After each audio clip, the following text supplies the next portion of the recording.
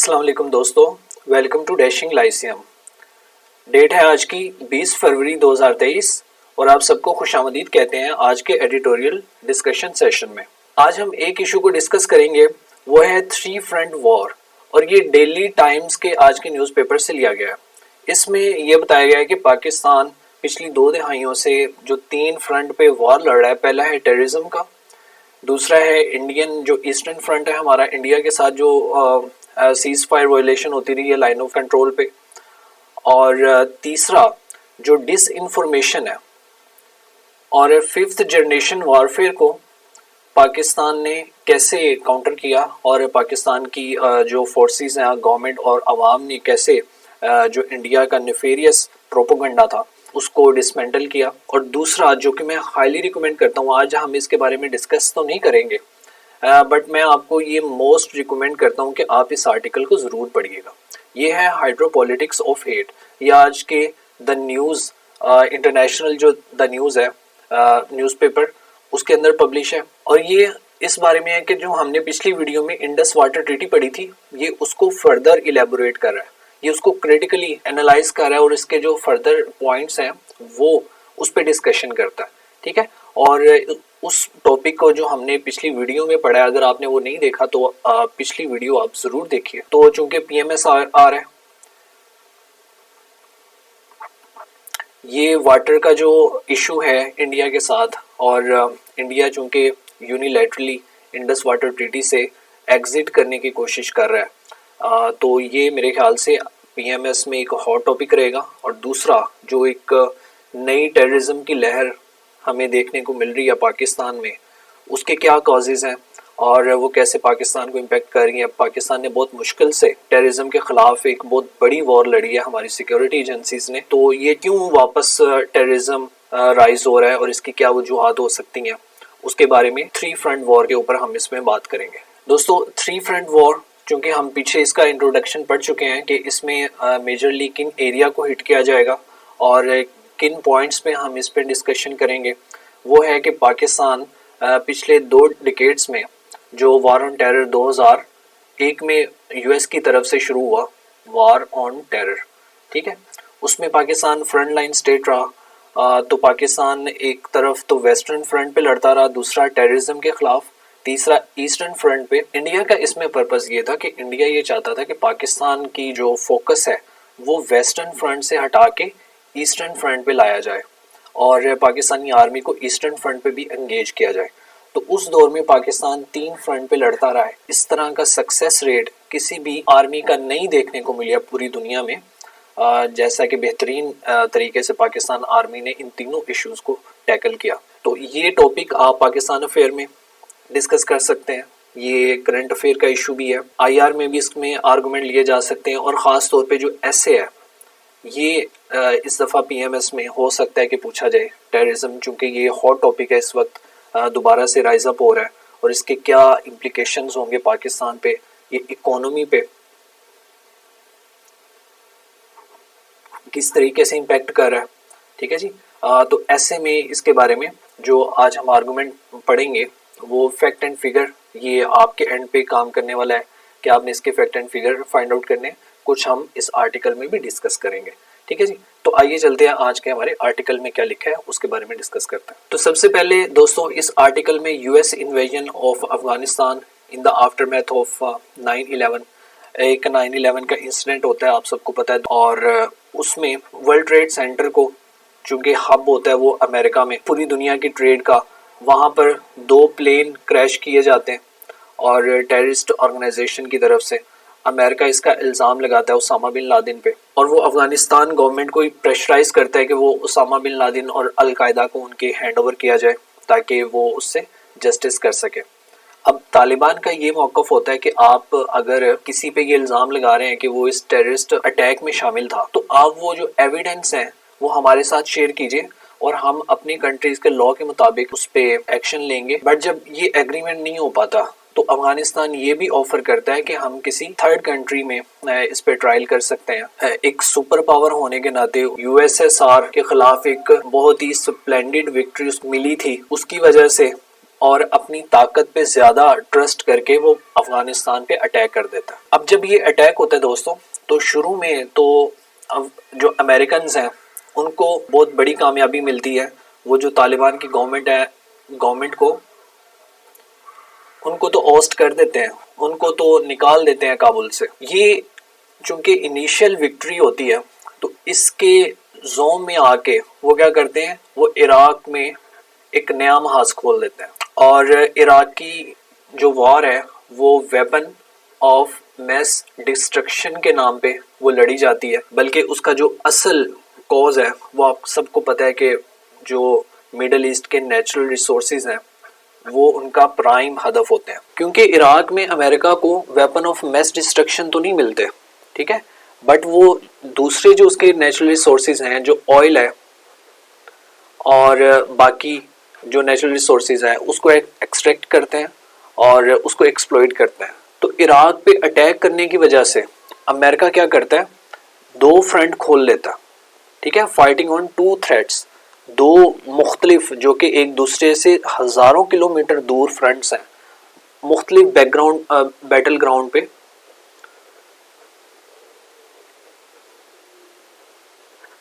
वो लड़ना शुरू कर देता है। और ये इसके लिए बहुत ज़्यादा ख़तरनाक साबित होता है। और ये अमेरिका की दोस्तों एक ऐसी गलती है जो कि उनके खुद के पॉलिसी मेकर इस बात पे एग्री करते हैं कि ये एक स्ट्रेटेजिक मिसकैलकुलेशन थी। अमेरिका को दोनों फ्रंट पे लड़ने की कोशिश नहीं करनी चाहिए थी और वो दोनों फ्रंट पे ही हारता है बाद में, ठीक है। 2021 में जब वो अफगानिस्तान से निकलता है तो ये एक ह्यूमिलिएटेड डिफीट उसको हासिल होती है और पूरी दुनिया उसको देखती है कि कैसे एक सुपर पावर एक ऐसे कंट्री से बगैर अपने ऑब्जेक्टिव्स को मीट किए हुए निकलता है और वो दावा रखता है पूरी दुनिया की सोल सुपर पावर होने का, ठीक है जी। उसके बाद एक जॉन हॉपकिन यूनिवर्सिटी का प्रोफेसर है वैली नासिर, ये एक बुक लिखता है जी, the dispensable nation American foreign policy in retreat. इसमें ये बात कहता है कि जो पाकिस्तानी आर्मी ऑफिसर्स हैं, ठीक है, जब वो काउंटर पार्ट वाशिंगटन जाते थे और वहाँ पर जाकर जो अमेरिकन आर्मी की जो क़यादत है उसके साथ जब मुलाकात करते हैं तो वो एक ही बात उनको कन्वे करते थे और वो ये कहते थे कि जी आप किसी भी हालत में लड़ाई के ज़रिए से, यानी कि फाइटिंग से आप कभी भी नहीं जीत सकते। क्योंकि जो अफ़गानी है ये तकरीबन पिछले 5-6 डिकेड्स में, जब से 1979 में यूएसएसआर यहाँ पर अटैक करता है अफ़गानिस्तान में, तो उसके बाद ये जंग की हालत में ही है। तो सिवाय इसके कि आप 4 लाख अफ़गान आर्मी को सपोर्ट करने की बजाय, उनको इक्विप करने की बजाय, आप ये कीजिए कि आप तालिबान के साथ मुज़ाकरात कीजिए और निगोशिएशन से एक सेफ पैसेज आपको मिल सकता है, ठीक है जी, और कोई हल नहीं है। ये पाकिस्तानी आर्मी के जो ऑफिसर्स हैं वैली नासिर के मुताबिक उन्होंने हर दफ़ा ये कन्वे किया, ठीक है। तो चूंकि अमेरिका टू फ्रंट पे कभी नहीं जीत सका और उसको अफगानिस्तान में एक ह्यूमिलेटेड डिफीट मिली, तो इसके मुकाबले में पाकिस्तान उसी दौर में पिछले 2 डिकेड्स में 3 फ्रंट पे लड़ता रहा है और सक्सेसफुली तीनों फ्रंट पे पाकिस्तान ने एक कामयाबी हासिल की है। जिसमें ईस्टर्न फ्रंट पे आपको मालूम है कि पाकिस्तान बिफिटिंग रिस्पॉन्स देता रहा है। जो वेस्टर्न फ्रंट है उसमें चूंकि पाकिस्तान को बहुत ज़्यादा इसकी बड़ी कुर्बानी देनी पड़ी टेररिज्म की, बट एंड पे हमने रद्दुल फसाद के ज़रिए से टेररिज्म है उसको भी काउंटर कर लिया था, ठीक है। और बाकी जो 5th जनरेशन वॉर है पाकिस्तान स्टिल उसको काउंटर कर रहा है और तीनों फ्रंट पे पाकिस्तान एक कामयाब स्टेट रहा है जी। देन जी, India's hegemonic posturing in the region. India हमेशा से ही, जैसे ही 1947 के बाद दोनों मुल्क आज़ाद होते हैं, तो इंडिया की यही कोशिश रहती है कि साउथ एशिया का पूरा रीजन वो उसके इन्फ्लुएंस में आए, साउथ एशिया, ठीक है। और चूंकि साउथ एशिया में सबसे बड़ा जो कंट्री है वो इंडिया है, तो इसकी एक हेजमोनिक जो एम्बिशंस हैं उसको लेके ये पूरे रीजन में इंस्टेबिलिटी इसने क्रिएट की हुई थी। और अभी भी ये ऐसे ग्रुप्स को सपोर्ट करता है, जो कि पाकिस्तान के अंदर जैसे टीटीपी है, पाकिस्तान के अंदर जैसे बलोच जो लिबरेशन आर्मी है उसको सपोर्ट कर रहा है, और वो पाकिस्तान के अंदर क्या करते हैं जी, टेररिस्ट एक्टिविटीज़ करवाते हैं। और चूंकि ये हेजमोनिक लस्ट इंडिया की, उसके खिलाफ पाकिस्तान एक रेजिस्टेंस है, तो पाकिस्तान को ये टेररिज्म के ज़रिए से इंगेज करना चाहता है। इसमें जो यूएसए है दोस्तों, वो भी इसकी सपोर्ट में है, क्योंकि यूएसए चाहता है कि वो एक ऐसी पावर इस रीजन में खड़ी करे जो चाइना को टक्कर दे सके। ठीक है जी, तो चाइना के खिलाफ इंडिया को यूज़ किया जा रहा है यूएसए की तरफ से, और इसी मकसद से Stockholm International Peace Research Institute की तरफ से ये बताया गया एक रिपोर्ट में कि इंडिया हर साल तकरीबन 76.6 बिलियन डॉलर यूएस डॉलर में सिर्फ और सिर्फ इक्विपमेंट खरीदने में खर्च कर रहा है। अपनी जो आर्म रेस है उसको बढ़ा रहा है पूरे रीजन में। और ये सिर्फ पाकिस्तान के लिए ख़तरनाक नहीं है, बल्कि इसके जो बाकी नेबरिंग कंट्रीज़ हैं उनके लिए भी और पूरे रीजन के लिए ये चीज़ ख़तरनाक है कि इतना बड़ा मिलिट्री एक्सपेंडिचर इंडिया हर साल अपनी सिर्फ मिलिट्री पावर को इंक्रीज़ करने के लिए इतना बड़ा बजट एलोकेट करता है। और ये बजट पाकिस्तान के 2022 में बजट के 2 गुना है, ट्वाइस है। ठीक है, पाकिस्तान का 2022 में जो बजट है इन यूएस डॉलर वो 47 बिलियन रहा है। तो इतना बड़ा अमाउंट ऑफ मनी जब आर्म्स को एक्वायर करने के लिए एलोकेट किया जाएगा, तो इससे क्या होता है, पूरे का पूरा रीजन वो एक बैलेंस ऑफ पावर मेंटेन नहीं कर पाता। ठीक है, तो इसके लिए बाकी कंट्रीज को भी अपने बजट का बेशतर जो हिस्सा है वो मिलिट्री इक्विपमेंट के लिए खर्च करना पड़ता है। तो ये हेजमोनिक डिज़ाइन के लिए इंडिया को क्या करना पड़ता है जी, कि जो उसके नेबरिंग कंट्रीज़ हैं, जैसे यहाँ पे पाकिस्तान है, उसको वल्नरेबल करना पड़ता है ताकि ये कोई इसको इसके एम्बिशंस के खिलाफ कोई रेजिस्टेंस प्रोवाइड ना करे। तो उसको कैसे इंगेज किया जाएगा, वो टेररिज्म के ज़रिए से। तो पाकिस्तान में टीटीपी को सपोर्ट करके, बीएलए को सपोर्ट करके और बाकी जो टेररिस्ट ऑर्गेनाइजेशंस हैं उनको सपोर्ट करके इंडिया पाकिस्तान के अंदर टेररिज्म की एक्टिविटीज़ फैला रहा है ताकि वो पाकिस्तान को इंगेज कर सके और वल्नरेबल कर सके। टेररिज्म लिंकेज अब्रॉड, देखिए पाकिस्तान जब 2001 में यूएसए की वॉर ऑन टेरर पे फ्रंट लाइन स्टेट रहता है, तो उस वक्त क्या होता है, इंडिया ईस्टर्न फ्रंट पे सीज फायर की वायलेशन है वो स्टार्ट कर देता है, और दूसरी तरफ वो वेस्टर्न फ्रंट पे टेररिज्म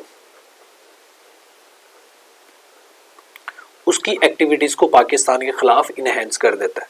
उनको असला प्रोवाइड करता है टेररिस्ट को, उनको ट्रेनिंग प्रोवाइड करता है और उनको इंटेलिजेंस देता है ताकि वो पाकिस्तान में अपने जो अहदाफ हैं उनको राइटली टारगेट कर सके। ठीक है जी, तो ये उस वक्त जब पाकिस्तान टेररिस्ट के खिलाफ यूएसए की तरफ से लड़ रहा होता है, तो उस वक्त इंडिया हमारे साथ डबल गेम कर रहा होता है। सही है जी। और तीसरा वो ये कर रहा होता है कि वो प्रोपोगंडा ऑपरेशंस कर रहा होता है। जैसे इंडियन मीडिया आप देखते हैं कि हर वक्त पाकिस्तान के खिलाफ नेगेटिव प्रोपोगंडा में रहता है। तो यही जो चीज़ है नेगेटिव प्रोपोगंडा की पाकिस्तान के खिलाफ, कि पाकिस्तान जो टेररिस्ट हैं उनको सपोर्ट करता है। और इस चीज़ का जो एविडेंस है वो हमारे सामने 2020 में ईयू की डिस इंफॉर्मेशन लैब की एक रिपोर्ट इंडियन क्रॉनिकल के जरिए से सामने आता है।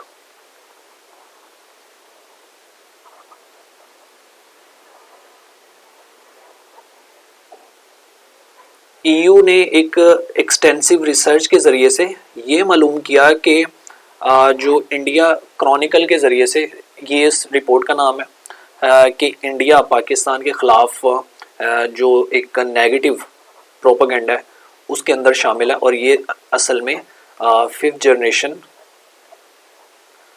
वॉरफेयर थी पाकिस्तान के ख़िलाफ़। ठीक है जी। तो ये इंटरनेशनल बॉडी की तरफ से इतना बड़ा जब खुलासा हुआ तो उससे पूरी दुनिया को ये समझ आई कि इंडिया का जो डिज़ाइन है वो पाकिस्तान में कभी भी स्टेबिलिटी नहीं चाहता। तो इससे ये साबित होता है कि साउथ एशिया में जो टेररिज्म को सपोर्ट कर रहा है वो इंडिया कर रहा है, और टेररिज्म का जो लिंकेज अब्रोड के साथ मिलाया जाता है वो असल में लिंकेज विद इंडिया है। नेक्स्ट जी हम ये बात करते हैं कि ऐसे कौन से स्टेप्स हैं जो पाकिस्तान ने उस वक्त उठाए थे और अपनी जो लैंड है उसको टेररिज्म जैसे नासूर से पाक किया। ठीक है, तो उसमें सबसे पहले ये है कि पाकिस्तान ने फाटा को मर्ज किया केपीके के साथ। फाटा चूंकि अफगानिस्तान और फाटा का जो रीजन है वो ड्यूरल लाइन पे है, तो ये सबसे पहले ये इलाका इम्पैक्ट होता था। ठीक है, तो इसको सही से गवर्न करने के लिए इसको अमेंडमेंट के जरिए से पाकिस्तान के जो केपीके है के साथ शामिल कर देते हैं। नेक्स्ट जी नेशनल एक्शन प्लान। देखिए 2014 में ये होता है कि टेररिस्ट ऑर्गेनाइजेशंस ख़ास तौर पे जो टीटीपी है वो ये करते हैं कि पाकिस्तान के पेशावर में एपीएस पे अटैक करते हैं, एपीएस स्कूल पे, और इसमें तकरीबन हमारे 150 बच्चों को शहीद कर देते हैं। तो इतना बड़ा जब मैसेकर पाकिस्तान में होता है, इसके जो रिज़ल्ट है, इसका नतीजे में पाकिस्तान में ऑल पार्टीज़ कॉन्फ्रेंस होती है। उसमें जो हमारी तमाम पॉलिटिकल पार्टीज़ की लीडरशिप और प्लस जो मिलिट्री लीडरशिप है, मिलिट्री इस्टेब्लिशमेंट, वो एक पेज पे आते हैं और एक ऐसा कंसेंसस के साथ प्लान ऑफ एक्शन डिवाइस करते हैं जिसके नतीजे में पाकिस्तान से ये जो टेररिज्म और एक्सट्रीमिज़म का जो नसूर है उसको इरेडिकेट करने के लिए एक ऑपरेशन ज़रबे अज़्ब वो लॉन्च किया जाता है जी। ठीक है जी। उसके बाद जी 2400 kilometre Afghan Pakistan porous border पे ये किया जाता है कि वहाँ पे फेंस किया जाता है, वहाँ पे फेंसिंग लगाई जाती है। क्योंकि बॉर्डर ड्यूरल लाइन जो है ये इसके ऊपर ऐसा कोई चेक एंड बैलेंस का कोई मैकेनिज्म नहीं है जिससे हम ये इंश्योर कर सकें कि कोई इसको क्रॉस आउट ना करे।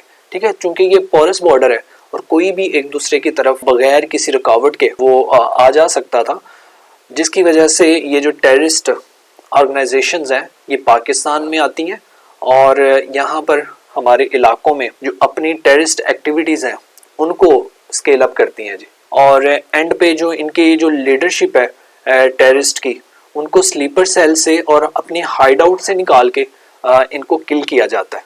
देखिए ये जो चीज़ है ये तब स्टार्ट की जाती है जब 2014 का अटैक होता है एपीएस पे। ठीक है, उससे पहले भी कुछ ऐसे ऑपरेशंस किए जाते हैं पाकिस्तान मिलिट्री की जानिब से जो टेररिस्ट के खिलाफ, जैसे सवात ऑपरेशन है। ठीक है, 2009 में ये जारी किया जाता है, शुरू किया जाता है, और इस ऑपरेशन को फिर एक्सटेंड करके वजीरिस्तान, मालाकंड और मोहम्मद एजेंसी तक इसको एक्सपेंड किया जाता है। ठीक है, और इसके अलावा हम जैसे बात कर चुके हैं कि ज़रबे अज़्ब ये स्टार्ट किया जाता है, और इसके एंड पे जो रद्दुल फसाद है, इस ऑपरेशन के जरिए ये इंटेलिजेंस बेस ऑपरेशन होता है जी। इंटेलिजेंस ऑपरेशन जिसमें जो सेव हेवंस हैं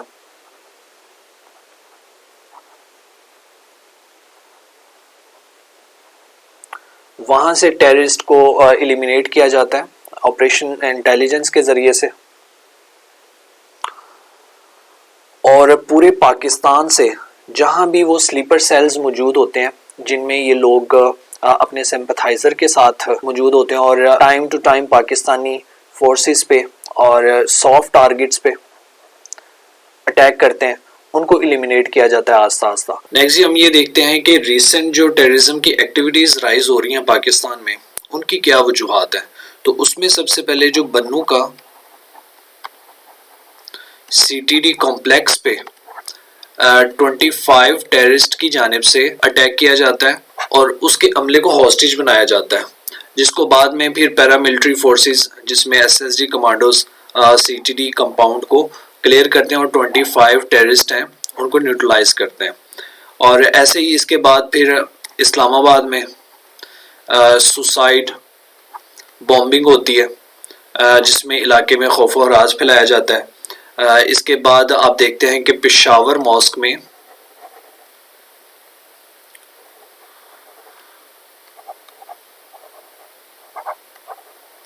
वहाँ पे सुसाइड बॉम्बिंग होती है और उससे जो मॉस्क है उसको डिमोलिश किया जाता है, जिसकी वजह से +60 जो हमारे पुलिस ऑफिसर्स हैं वो शहीद हो जाते हैं इस अटैक में।